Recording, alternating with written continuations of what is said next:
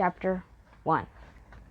Wow, this tree is hard to chop down, Noah gasped as he swung his axe into a large tree. He was helping Violet gather supplies to aid in the rebuilding of the town. We need as much wood as we can chop. I want to build the most elaborate treehouse in the world, Violet said while she was collecting wood from the tree and began crafting. The sun was shining brightly as Violet made her way up the tree and put down the wooden planks.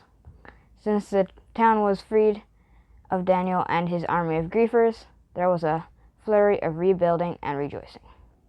The village shops were open for trading, and everyone was free to pursue their own activities in the overworld.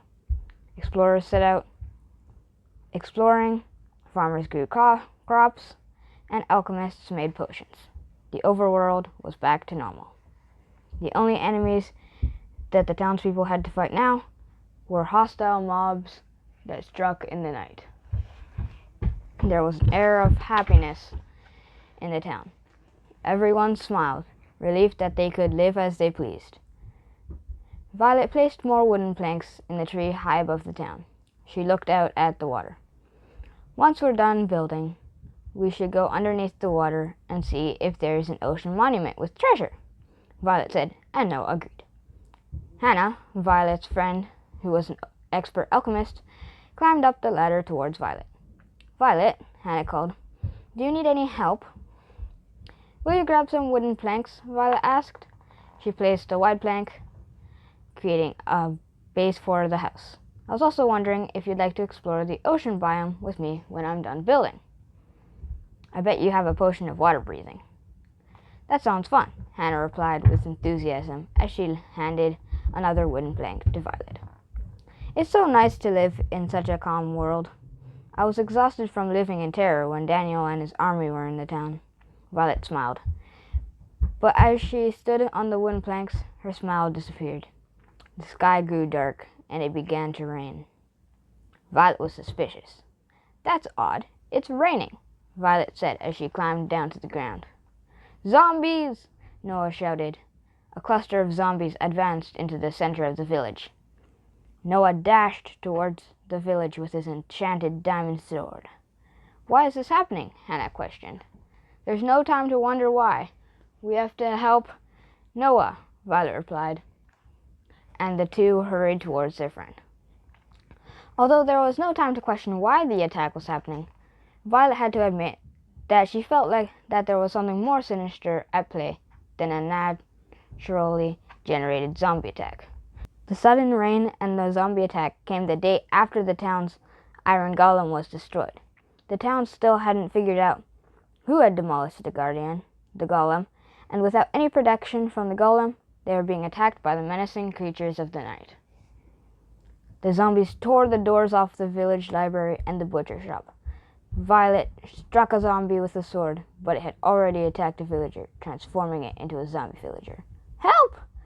Valentino, the butcher, called out. The trio bolted into the shop, sneaking up behind the zombie and clobbering the vacant-eyed beast with their swords. Oh no! Oh no! Valentino cried out, and his eyes widened when 5 zombies lumbered into his shop. Noah, Violet, and Hannah found themselves cornered inside Valentino's small butcher shop as the zombies outnumbered them. Violet lunged at one zombie, striking it, but still attacked her. She was weakened. Hannah struggled to defeat 2 zombies, while Noah attacked the remaining ones. Even as Noah defeated the zombies, a new batch entered the butcher shop. This is never ending, Violet said in exhaustion. Her health bar was dangerously low. Ben and Angela raced through the door and joined the battle. They were full of energy and obliterated the rest of the zombies.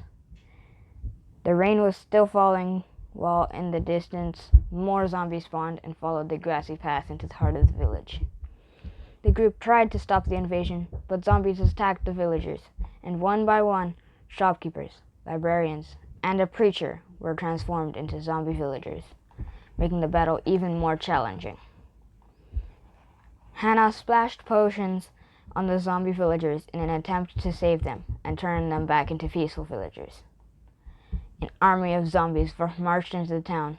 A townsperson wearing diamond armor and toting a powerful enchanted sword shouted at Violet, "If you didn't run Daniel out of this town, he'd protect us from this invasion. We never had attacks from hostile mobs when Daniel was in charge." Violet was shocked by this comment.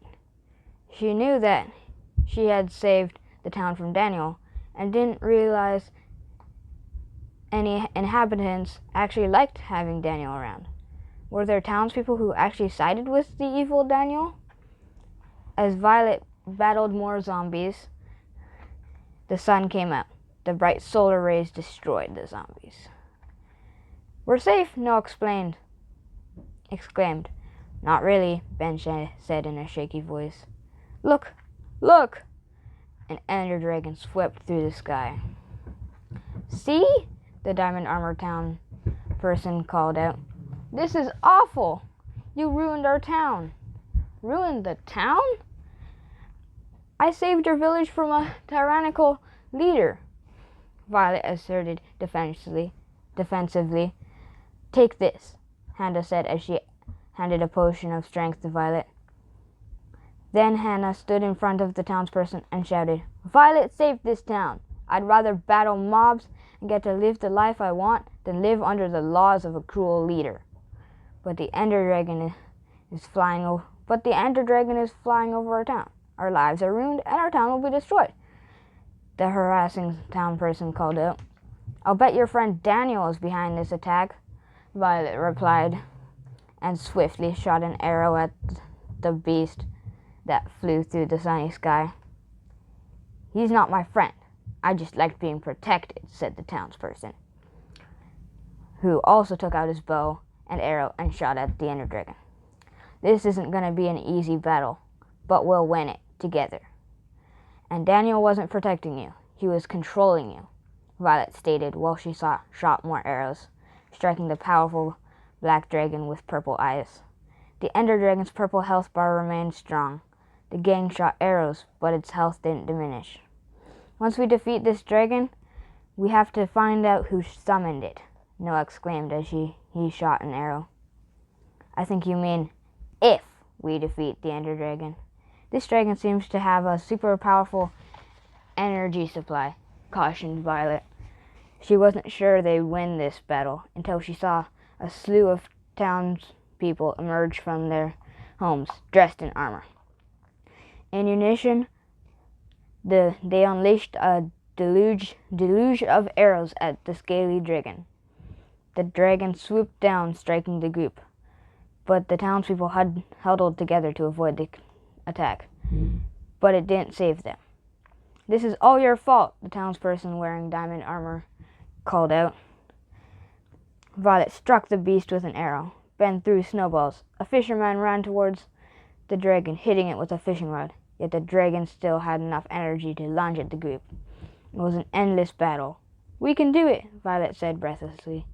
But even as those words fell from her mouth, she wasn't sure she believed